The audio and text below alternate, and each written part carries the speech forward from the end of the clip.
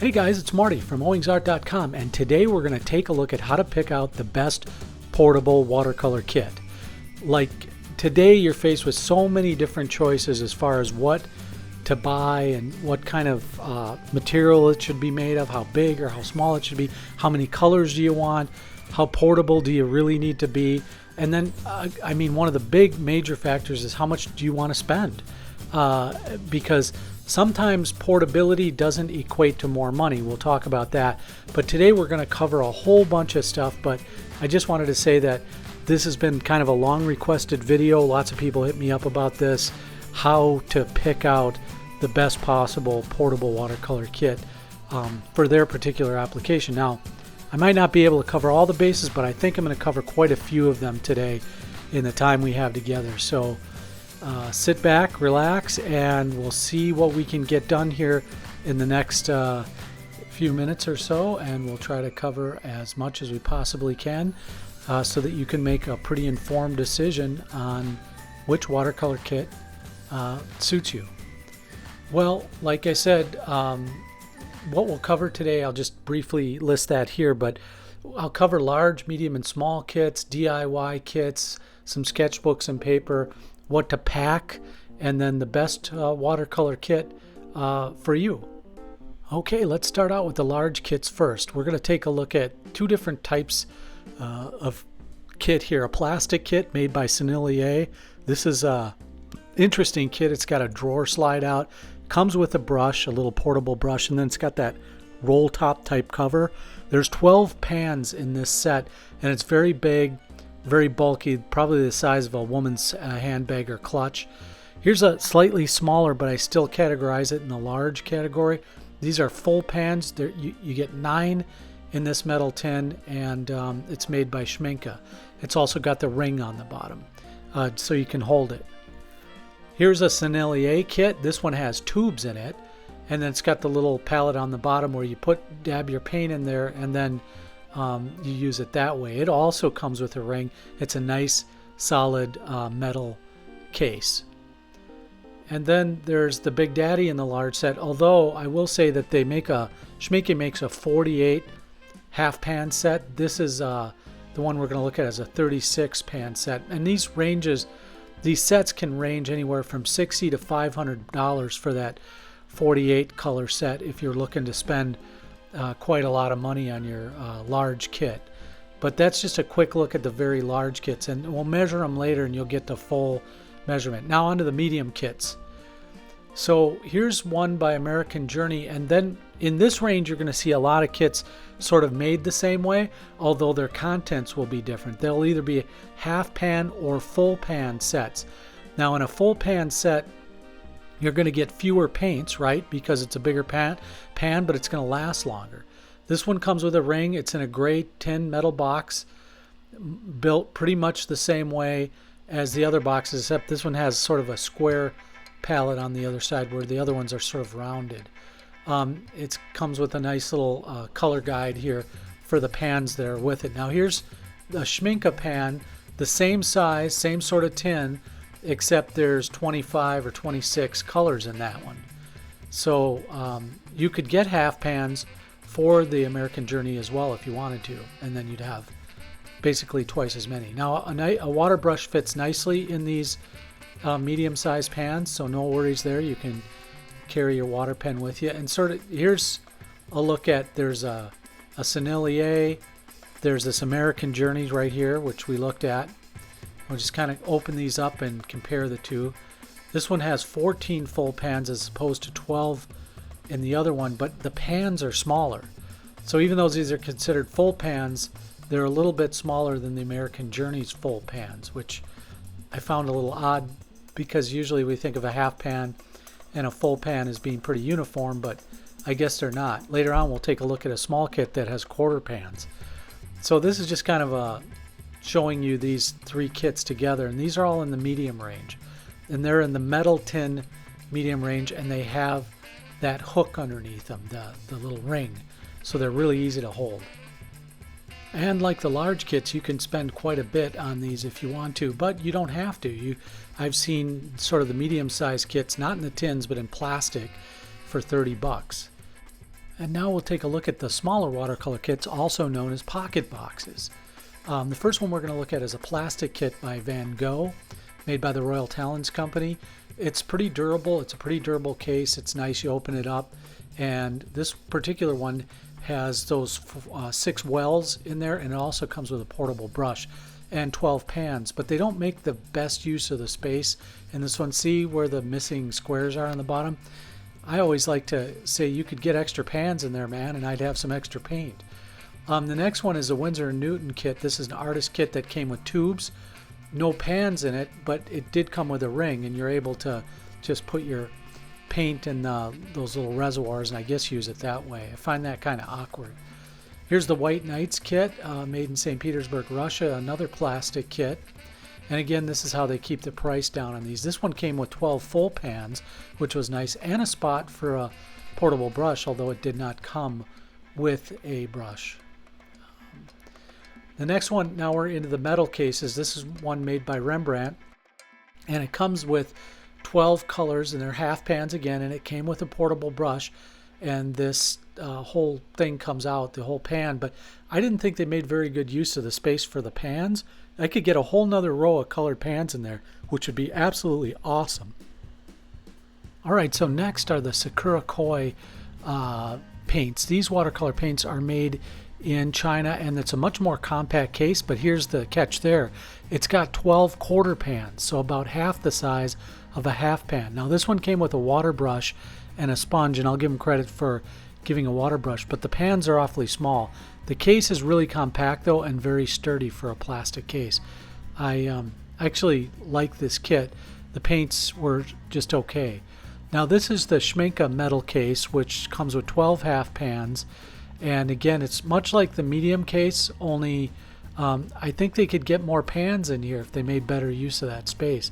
I guess the space in the middle is for a pocket brush, and I guess that's good, and so maybe that's the best they could do. Now here's a little comparison, size comparison.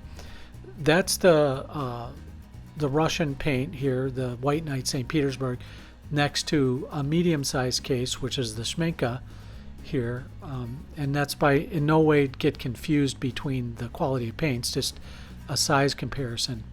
And the prices can range from $30 for a little student grade kit to about $250 for a nice bigger kit, a medium kit.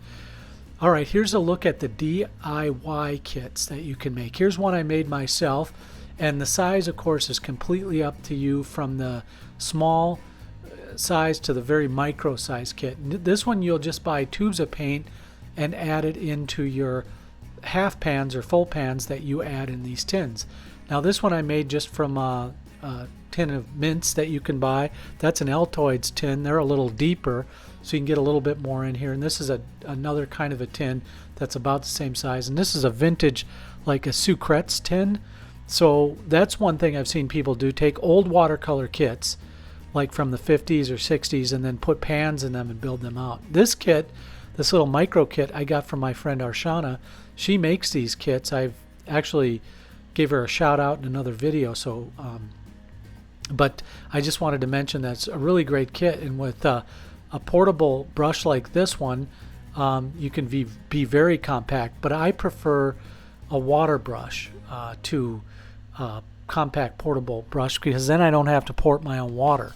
So I just use a pocket brush or an aqua brush. A Pentel is what I use. And then, you know, when I need to fill these pans up, I can actually mix and match the paints. So I've got a bunch of different kinds of watercolor in here, from Daniel Smith to M. Graham to Core, just a ton of different kinds of, and Winsor & Newton artist grade. And then I just take the mini kit or the micro kit here that Arshana made me, and I just can fill it up with my favorite paints. Now, maybe I like a particular color by Daniel Smith, and maybe another different color from Sennelier or whatever. I can just put them right in there, and then I've got my favorite colors from every manufacturer in one little kit, or at least a few anyway. And this kind of kit will give you more size. Now, if you want to price these out, I'd say $25 is about the minimum you're going to spend just for the tin and some of the half pans and stuff. and then you can go right on up from there. I'll give you a little bit more detail on that at the end. But here's a closer look. So I've got these pans. They look a little muddy now because I've been using this, but and I even managed to get a little sponge in there. So that's cool. Now here's the micro kit that I got from Arshana. And you can see it's pretty small, but I mean, you could throw this in your pocket, no problem, and go just about anywhere with this. And with 6 colors, if you use primaries, you can mix other colors with those. So you've really got, I don't know, a great variety of color with just 6 colors. Now I happen to like a few more colors, but if I'm just going to do some quick sketching, I just take a micro kit with me, and I just always have it with me. Well, here you can start to see how small you can really get. I mean, you're talking bare minimum here. You just need paper now, and you're all set. I mean, these kits are like tiny micro kits, and you know, we're talking about putting these in a backpack or a purse or a pocket, really, and being just really mobile. Now, if you do, just a reminder, if you do take the portable pocket brushes, you're going to have to bring water with you. Otherwise, you need an aqua brush like the one I showed here. But I'm just swapping out kits with the little small super deluxe B paper book, and you can see how small you can get. Now you've got paper in the mix, and so that's great, right? I mean, that's a pretty small footprint when you're talking about going out and sketching. Now let's bring in my tubes with me. I don't really bring my tubes with me anymore. I just put them in the, squeeze out what I need, make sure I'm all set before I go, and then bam, we're good. All right, let's take a look at the sizes and kind of in comparison. So I've got some measuring tape out here, and you can see right now in terms of inches. I'm sorry for my European friends that we don't do the metric system in America yet, but we're still in the English measure. But here you can see roughly, like this small kit, that one I take with me is like 4 inches by 2.5 inches. And then this little micro kit that Arshana made me, this is like 2.5 by 2 inches. And these medium-sized kits are about 9 by 3. And then this big giant kit is 9 by about 4.5. And I'll measure out the thickness here, but I'm just going to set these on top so you get an idea. You can almost fit 3 of the mediums in that big behemoth of a kit. So the Fisherman's one's about 3/4 of an inch. Arshana's kit's about 1/2 inch thick. Those are about 1 inch or 3/4 of an inch. And then the behemoth is almost about 7/8 of an inch. So pretty thick, pretty heavy, and it's just a big kit, as you can see. Now you could take that with you and have a huge variety of color. You wouldn't have to mix as much. So that's kind of the advantage there.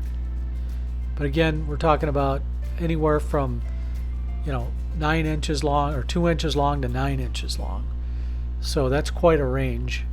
And well, how about the right sketchbook and watercolor paper for your kit, for your mobile kit that you're going to take on the road and have some great sketching adventure with?